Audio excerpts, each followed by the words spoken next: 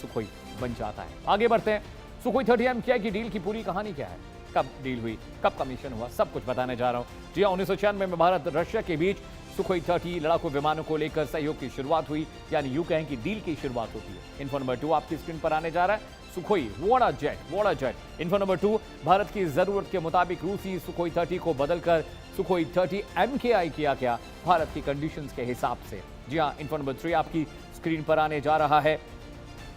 भारत रूस समझौते के बाद सुखोई 30 MKI का लाइसेंस प्रोडक्शन भारत में शुरू करने का रास्ता खुल गया और उसके बाद सुखोई, जो ये जेट आप देख रहे हैं स्क्रीन पर मेरे पीछे, इसका प्रोडक्शन बड़े पैमाने पर भारत में भी शुरू हो गया। इन्फो नंबर 4, HAL नासिक को भारत में सुखोई 30 MKI के निर्माण की जिम्मेदारी मिली है। HAL हिंदुस्तान एरोनॉटिकल लिमिटेड, जो हमारे लिए हेलीकॉप्टर्स बनाता है इंडियन आर्मी के लिए।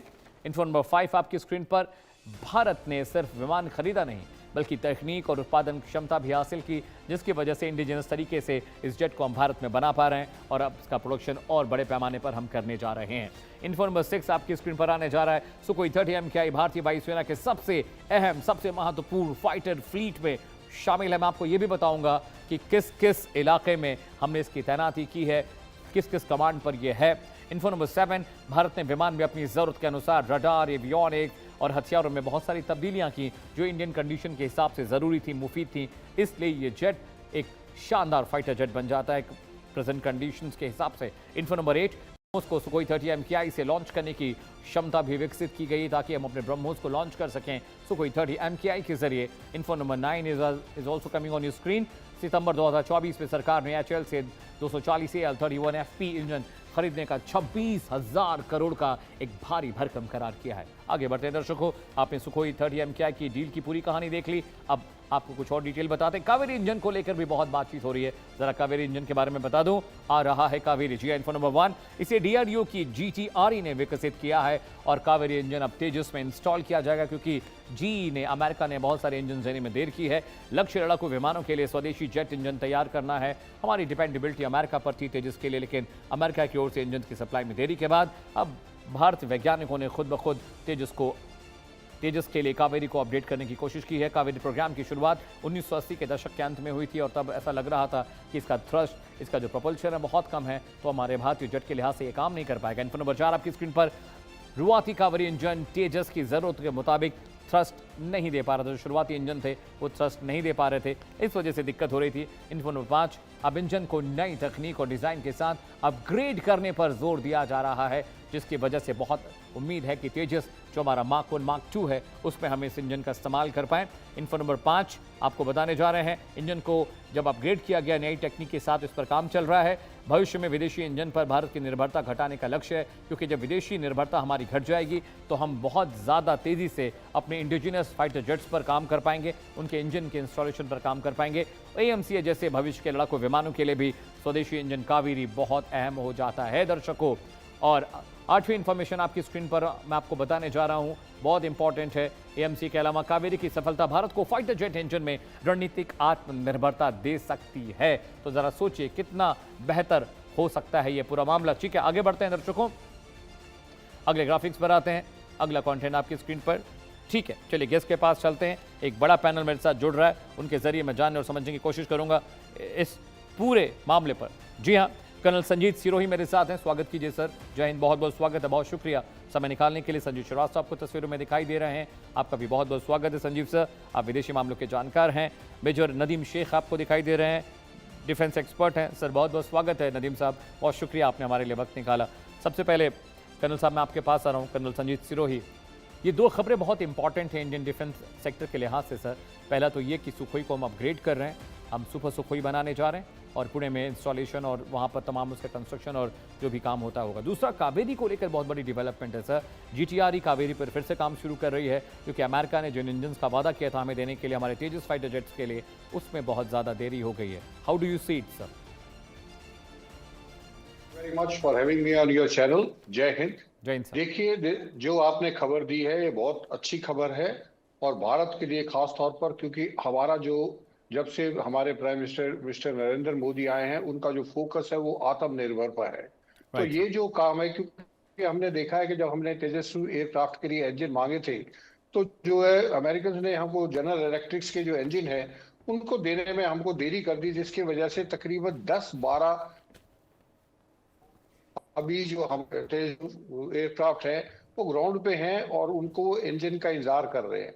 तो this was very very important for us कि हम जो है, जो हमारा कावेरी जो इंजन है जो हम प्रोड्यूस कर रहे थे, जैसा आपने बताया है, उसमें जो इनिशियल जो थ्रस्ट आ रही थी वो 75 किलो न्यूटन की थ्रस्ट थी, which is less than what is desirable.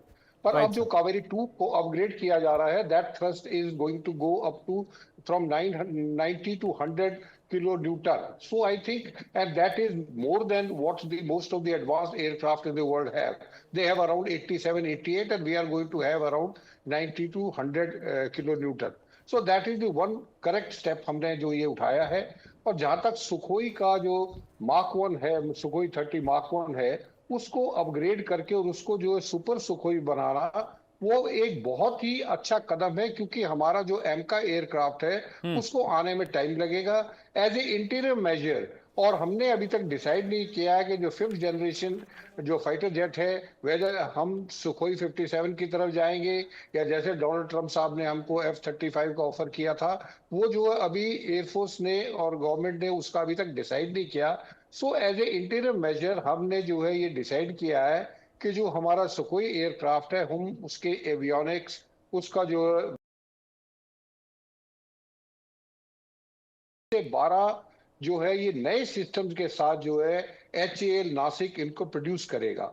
तो जब इनको प्रोड्यूस करा, इसके अलावा भी क्या किया गया है कि 2 एयरक्राफ्ट को हमने जो है एयर लैब के उसमें तब्दील किया है, जिसमें कावेरी 2 इंजन उसमें फिट किया जाएगा, ये सारे एवियोनिक्स उसमें फिट किए जाएंगे और फिर इसका ट्रायल जो है एयर में ट्रायल होगा, बजाय ग्राउंड में लैब के अंदर ट्रायल करने के। उससे क्या होगा कि जितने हमारे सिस्टम है उनको ट्रायल करने में जो है समय कम लगेगा और जल्दी से जल्दी उनको बाकी जो सुखोई मार्क 1 हमारे जो एयरक्राफ्ट है उनको जो हम अपग्रेड करेंगे। सो जो एक तरफ हम सुखोई 30 मार्क 1 को हम अपग्रेड कर रहे हैं, उसको सुपर सुखोई बना रहे हैं, और दूसरी तरफ हम कावेरी 2 के ऊपर जो काम कर रहे हैं, जिससे आने वाले समय में जो ये हमको डिपेंड करना पड़ता है American which are unreliable supplier, वो आज दे रहे हैं, कल वो डिसाइड कर लेंगे कि हम नहीं देते हैं।